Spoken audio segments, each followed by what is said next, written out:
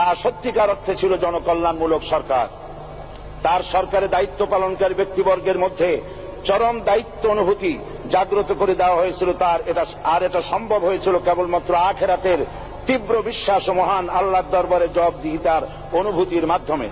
মানুষের নিকট জবাবদিহিতা পাশ কাটিয়ে যাওয়া যায়, কিন্তু আল্লাহর নিকট জবাবদিহিতা পাশ কাটানোর কোনো সুযোগ নেই। মাননীয় স্পিকার, নবী করিম সাল্লাল্লাহু আলাইহি ওয়াসাল্লামের সরকার ব্যবস্থাপনায় সবাই যেমন আইনের দৃষ্টিতে সমান অধিকার ভোগ করেছে, ঠিক তেমনি ভাবে রাষ্ট্রের নাগরিক হিসাবে সবারই মৌলিক চাহিদাসমূহ পূরণ হয়েছে। ঋণগ্রস্ত এতিম অসহায় জনগণ রাষ্ট্রীয় তহবিল থেকে সহযোগিতা লাভ করেছে। মূলত এটা জনকল্যাণমূলক সরকারের ধারণা বিশ্ববাসী তখনই প্রথম অবলোকন করে।